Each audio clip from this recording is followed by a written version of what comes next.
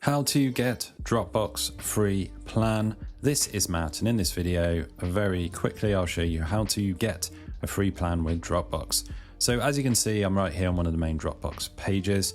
First things first, I do have an affiliate link in the video description just below this video.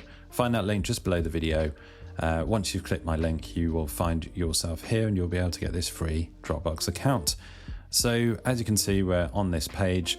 Very simply, we are just going to hit this big blue button for try Dropbox for free. Once we've hit that, you can now select a plan right here. So essentially, there is the basic plan down here.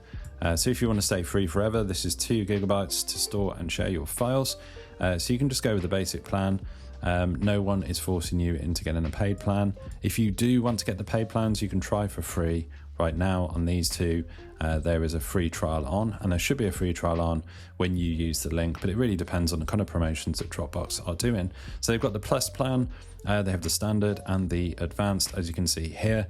You can see for yourself on the pricing page what you actually get, but things scale up as you get towards the advanced plan, as is normal with these kind of plans.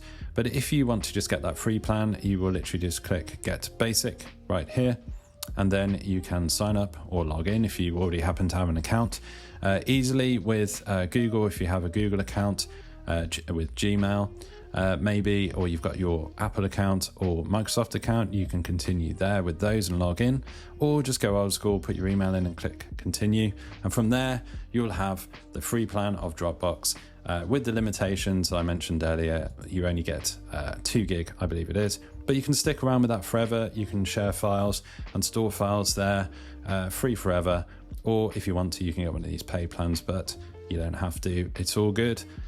So use my link, check out Dropbox, see if it is the right platform for you. Maybe it is, maybe it isn't. You don't know until you get a test drive. Hopefully you found this video useful. If you have, drop this video a like and subscribe to the channel for more videos just like this.